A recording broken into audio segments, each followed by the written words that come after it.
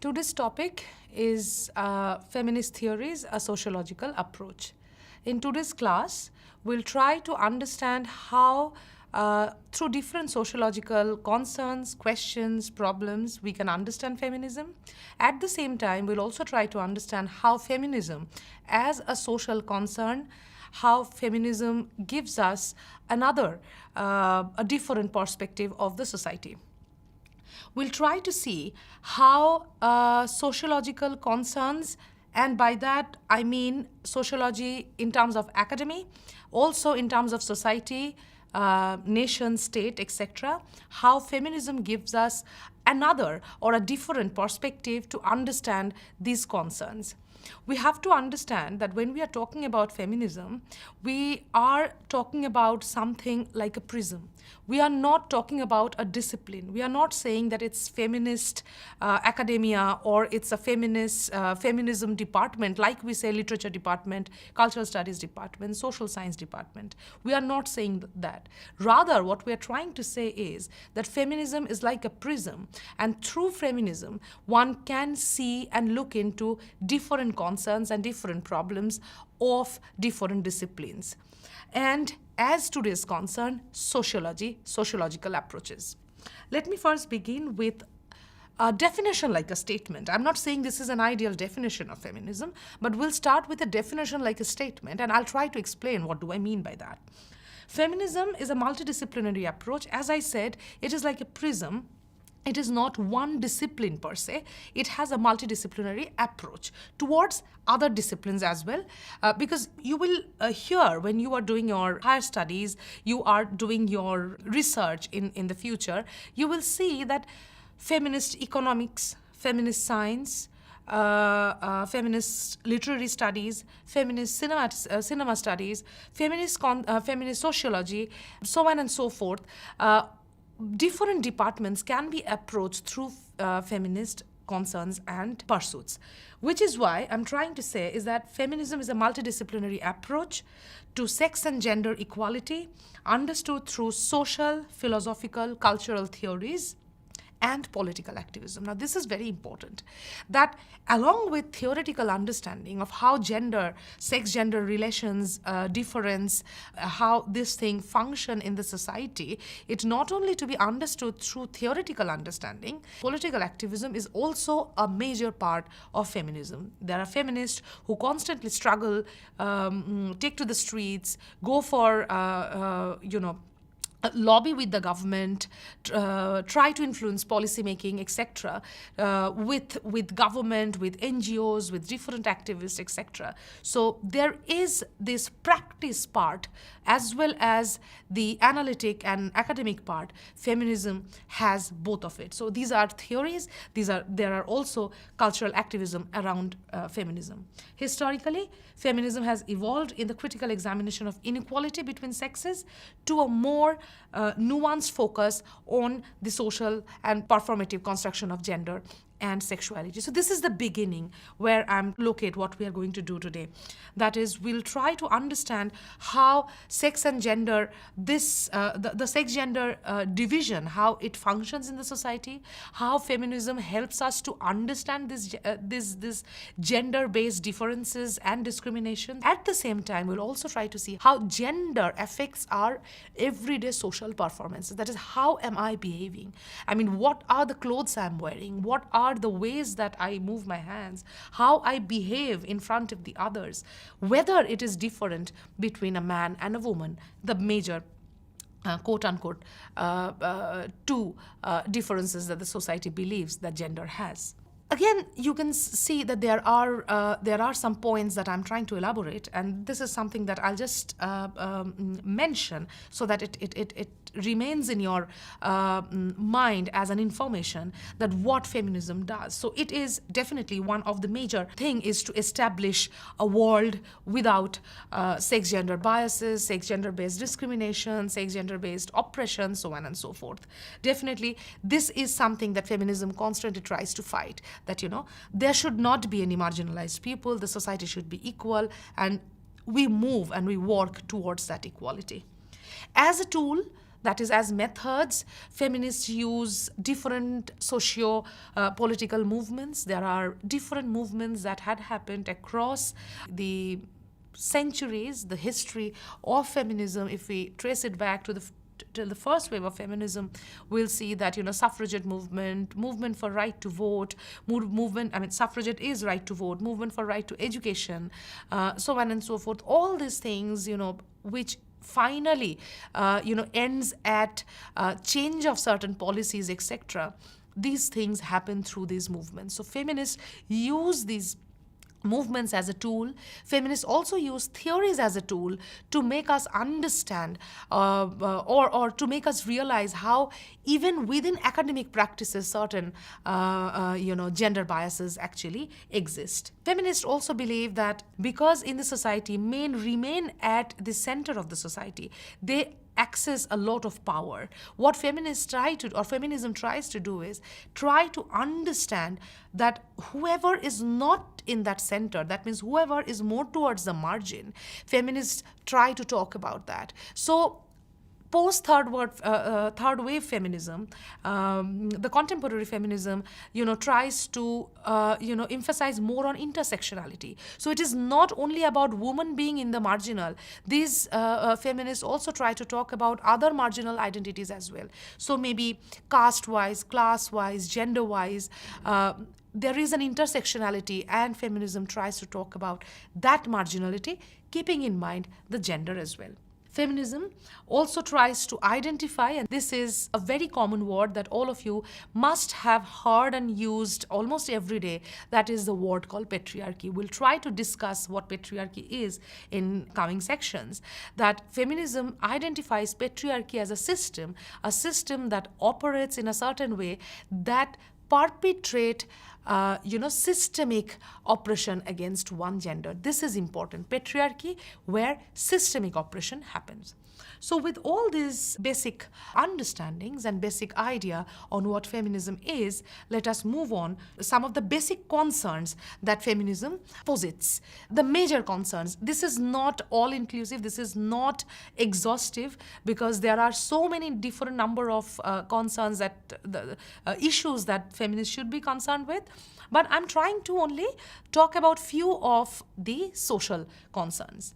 One is the right to vote. We have to understand that women did not receive the right to vote from the very beginning. And by beginning, I mean when human civilization started voting, when democracy actually came to different countries and etc. However, for India, the case is different, because unlike in the West, unlike in some of the Western countries, India has a long colonial past. And also at the same time, our 19th century already initiated certain changes in terms of women's life, women's education, so on and so forth. So in India, we did not actually have to fight for the right to vote after our independence. And you should understand what does it mean by to the right to vote is that having access to the public life, to be able to mark or register your point, your vote, your support to any public event. That can be election for government, that can be election for any other factors. Women should have the right to vote. This was the first, one of the initial struggles that women started with.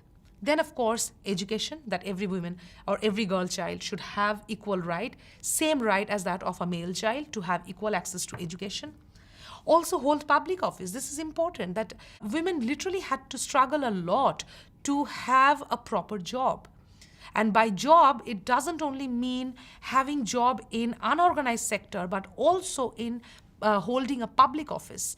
That is being representative, being chosen by the community as a leader. Could be a mayor, could be an MP, could be an MLA, could be chief minister, president, prime minister, and whatnot. So holding a public office, that means you have a woman representative who is also participating in policy making. This is the ideal questions that feminism always tries to address.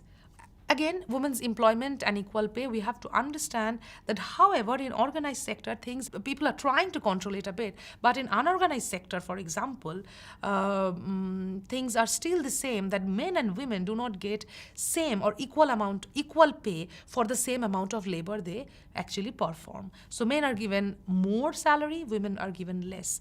Even in corporate sectors or in some sectors, even in the organized sectors, where salary can be bargained, salary is not fixed for a position, salary can be bargained. It has been seen and noted by through statistics and everything that women, through bargain, women tend to receive less amount of money in terms of their pay.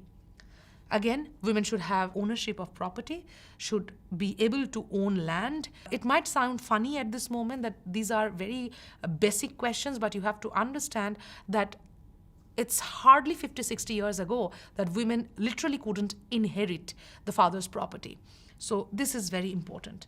Maternity leave, that a woman who's pregnant should be given certain amount of days leave so that the man and the woman both has the right to have a family. Women's equal partnership in marriage, that marriage should not be understood in terms of power. Man should not have excess amount of power in marriage. Women should also have equal say and share in marriage. This is also something that feminists talk about, try to argue about. Identifying domestic work as labor. This is important because for feminists, it is very important to identify something as domestic work and care work as labor. Through economic perspective, it is mostly said that women are double burdened with labor. So if there is a woman who's working outside, that is working in an office, and a woman who, that woman lives in a family, so when she comes back home, she has way more labor to perform at home than the male partners. However, we again have to be aware that when we are talking about this, we are talking about the 100% of the population and the majority of it. Definitely there are changes that are happening. Families, friends near us, near you, you might have seen that your parents, your father, your male friends might be now being more understanding. They are taking part in their household work, sharing their work, domestic work, etc. But we also have to understand that if we take India, for example, us as a small community we don't represent India. There is a huge, large number of population who are still practicing these things where men and women are so differently prioritized. And most importantly, the reproductive health of women. In most of the rural, reproductive health of women are not properly taken care of. Domestic labor is not shared when a woman is pregnant. Again, proper nutrition, health care, this is again, as you see, it is very intersectional. It is gender question as well as economic and other questions as well. So a woman not getting proper nutrition, proper health care, etc. is very important concern for feminists. And as I'm trying to, I wouldn't be able to be exhaustive in terms of the list, but the final point that I would want to point out is gender-based, sex-based violence and trauma on women. And there are multiple different degrees of such violence. It can be domestic violence to sexual harassment, to cases of unfortunate cases of rape and violence, etc. also is something that feminists constantly fight about. Now, as I was saying, if we try to have a very basic understanding of the history of feminism, there are 3 waves of feminism, but at present, people are also arguing there is a 4th wave of feminism that started happening, that started with the recent Me Too movement. However, it has not yet been theorized, it has not yet been, finalized, but in general, at present, we can say that there are 3 waves of feminism. We may or may not consider Me Too as a movement, as a wave in feminism, For that, a little more, nuanced and proper understanding and argument would be necessary, but we will consider that as a major event in our recent history. The first wave is 19th and early 20th century it began, and as I said, it began with suffragette movement. Suffragette is the right to vote.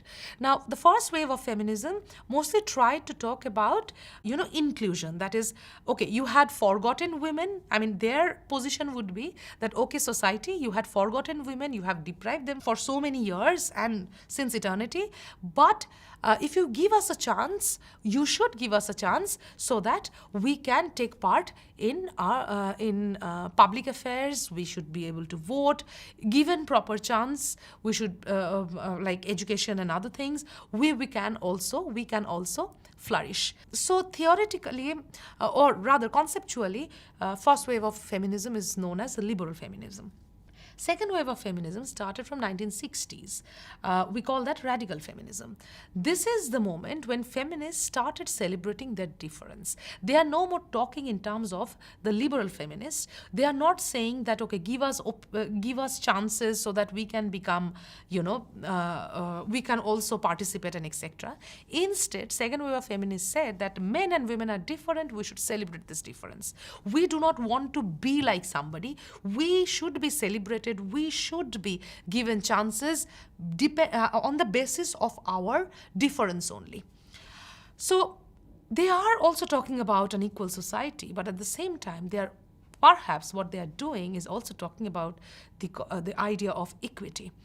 Say, for example, this is a common meme that you might have accessed. I mean, you might have seen in your social media accounts and everything. There is a meme you have seen that, there is a fence and there is a game happening, or any particular play that is happening, and some people are trying to watch from the fence. And you can see that the one who is the shortest needs a box, stands on it, and the one who's the tallest doesn't need one. So that is what radical feminists tried to say, is that depending on the differences, certain policies need to be made, because this is the equal share of population in the world. So just because two genders are different, you cannot shape the rules and policies according to one gender.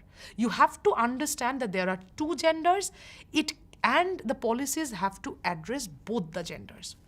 One of the major achievement of this second wave feminism was maternity leave, where they argued that it is important for a woman to have a maternity leave, and because a woman can go for a maternity leave, you don't actually appoint women. This doesn't make any sense, because if a man has a right to have a family, that can only be ensured by giving the woman the maternity leave.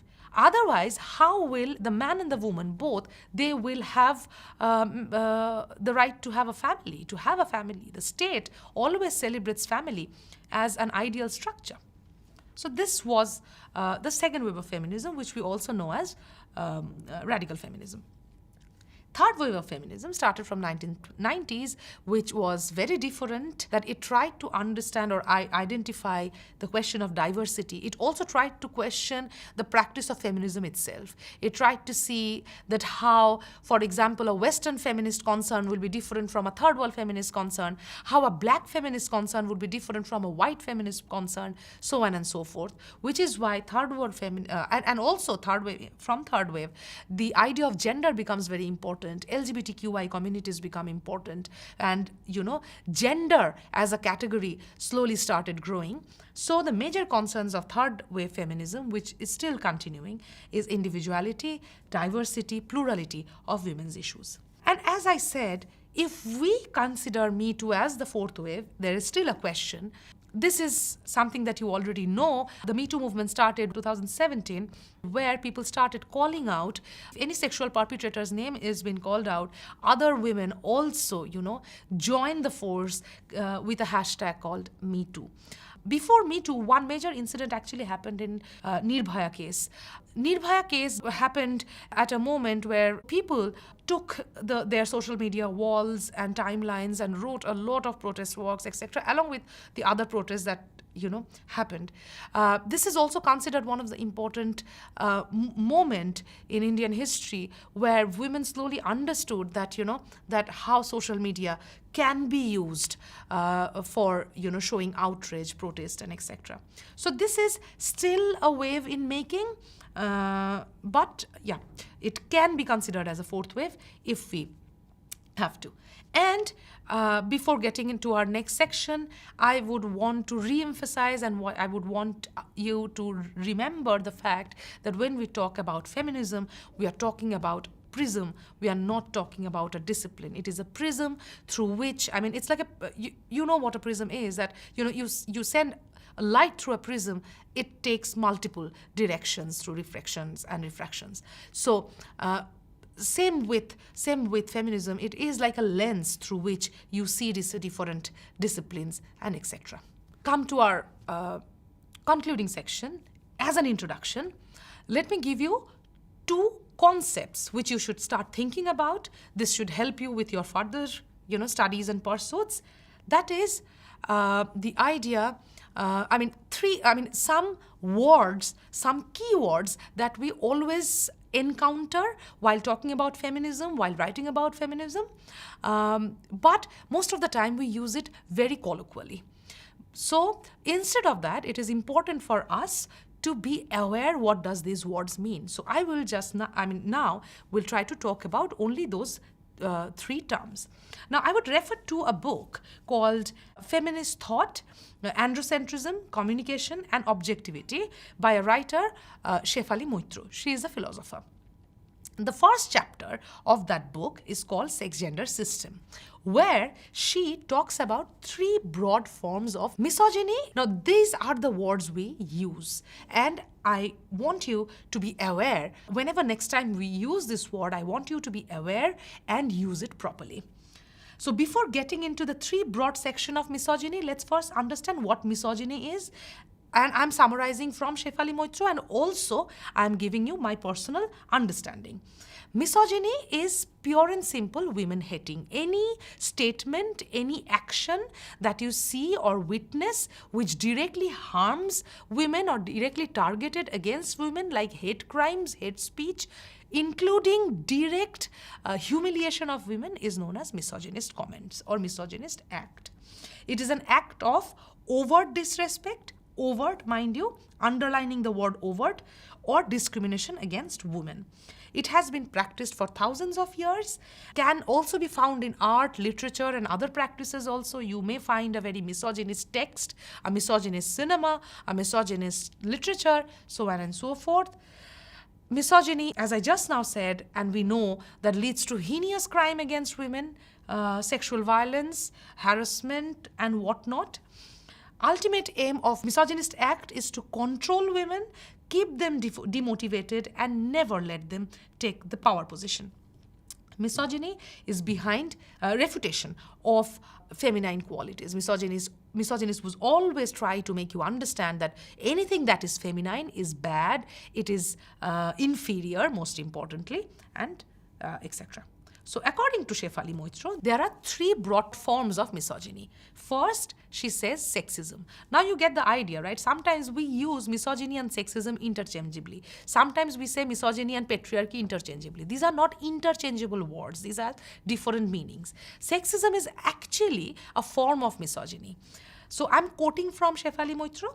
This form of hating, oppression, discrimination, intimidation is easily identifiable, and so on and so forth. So sexism is that form of misogyny which you can directly identify, that somebody is on your face telling you that women students do not perform well certain sections of academia. So these are direct sexism.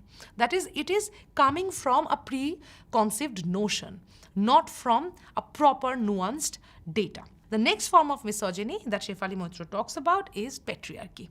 Now, patriarchy again is a form of misogyny, but this is not perpetrated by one person per se. This is done by a system. So, patriarchy is a structure. As I quote from Shefali Moitra, it is the second form of misogyny. In patriarchy, institutions and customs are conducive to male supremacy. By gaining institutional social support, sexist practices are further entrenched in patriarchy. This is important. There is a system, for example, family, other institutes, so on and so forth, nation, state, that it itself is patriarchal in nature, and patriarchal society only enhances sexism because sexism can only grow and flourish in patriarchy. And the third form of misogyny that she says is phallocentrism. This is a form of discrimination against women at the conceptual level. Phallocentrism is not something that you can easily identify. This is very conceptual in that sense. So if sexism is discrimination at the level of speech, that is some speech or action that somebody is saying or acting in a very sexist way, patriarchy, on the other hand, is structural. That there is a system, there is a structure which is conducive to men and is very oppressive towards women. Phallocentrism is a conceptual male domination. That is, through argument, through reasoning, you are not overtly saying that women are bad or women are incapable. Instead, you try to place an argument, justify, as if you have a very neutral point of view, but end of the day, you end up marking women feminine values as inferior. One example, quick example, is what feminists believe is a question of humanism. That many a times you will find that there is a question that people say that let's not opt for men and women altogether. Let's think about humanity. So in that way, equality can be achieved, no more divisions and etc. But feminists have argued that even if you talk about humanism, in most of the cases, the values that are marked as human values are most of the times are male values.